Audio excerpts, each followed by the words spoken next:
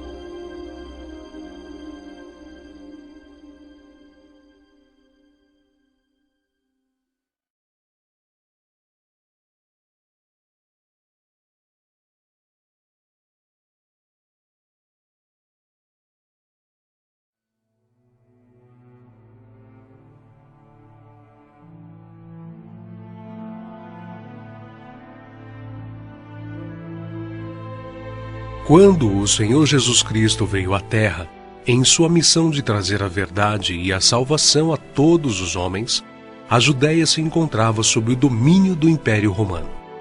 O Senhor Jesus Cristo pregou, fez discípulos e os advertiu diversas vezes acerca dos sofrimentos e vitupérios que haveriam de passar aqueles que o seguissem e não negassem o testemunho da verdadeira fé, porque segui-lo requer andar na contramão do mundo, se opor à mentira e ao pecado. Requer abnegação, resignação e fiel compromisso.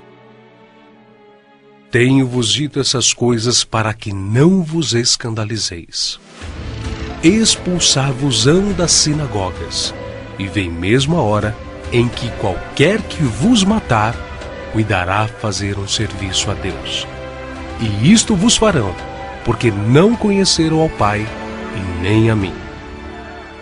Portanto, eis que eu vos envio profetas, sábios e escribas.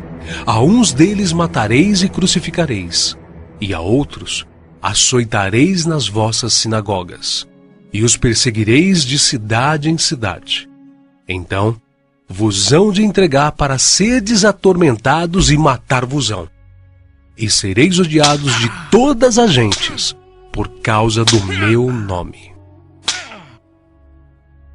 O Senhor Jesus foi o primeiro a sofrer pelo testemunho da verdade, sendo Ele mesmo a própria verdade e o próprio Deus.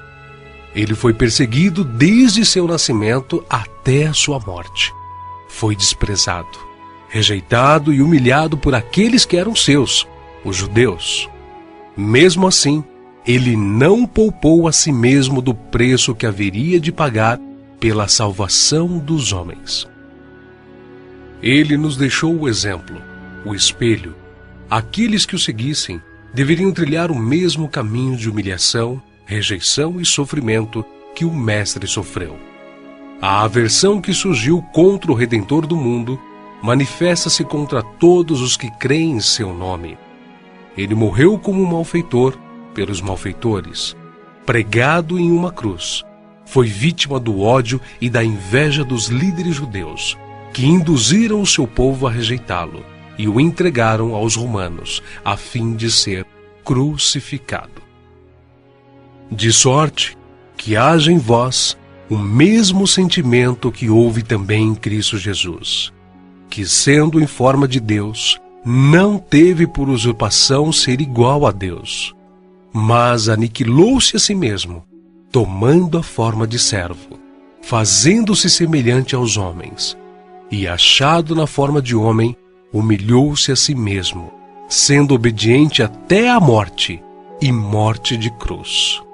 Pelo que também Deus o exaltou soberanamente, e lhe deu um nome que é sobre todo o nome, para que ao nome de Jesus se dobre todo o joelho dos que estão nos céus, na terra e debaixo da terra, e toda língua confesse que Jesus Cristo é o Senhor, para a glória de Deus Pai.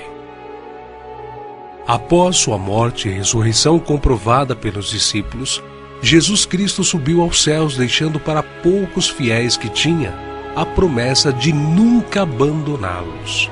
Ele derramaria o Espírito Santo para encorajar os seus discípulos a pregar o arrependimento e remissão dos pecados a todas as nações, a ensinar, a batizar em seu nome e a fazer novos discípulos.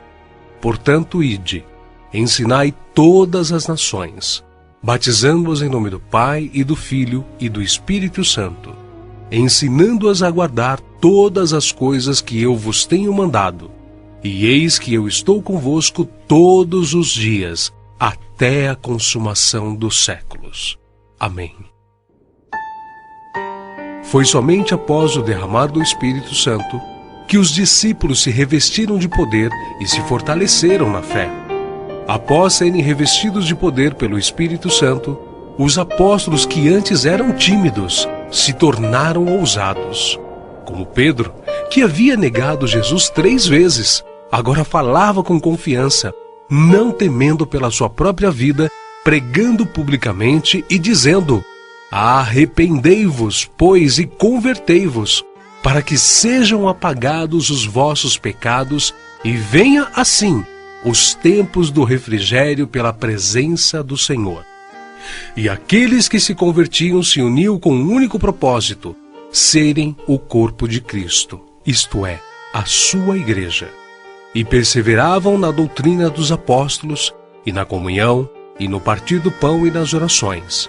Em cada alma havia temor, e muitas maravilhas e sinais se faziam pelos apóstolos. Todos os que criam estavam juntos, e tinham tudo em comum. Vendiam suas propriedades e fazendas, e repartiam com todos, segundo cada um tinha necessidade. E perseverando unânimes todos os dias no templo, e partindo o pão em casa, comiam juntos com alegria e singeleza de coração, louvando a Deus e caindo na graça de todo o povo. E todos os dias acrescentava o Senhor à igreja aqueles que se haviam de salvar. E era um o coração e a alma da multidão dos que criam, e ninguém dizia que coisa alguma do que possuía era sua própria, mas todas as coisas lhe eram comuns. E os apóstolos davam com grande poder testemunho da ressurreição do Senhor Jesus, e em todos eles havia abundante graça. Não havia, pois, entre eles necessitado algum, porque todos os que possuíam herdades ou casas, vendendo-as, traziam o preço do que fora vendido e o depositavam aos pés dos apóstolos, e repartia-se a cada um segundo a necessidade que cada um tinha.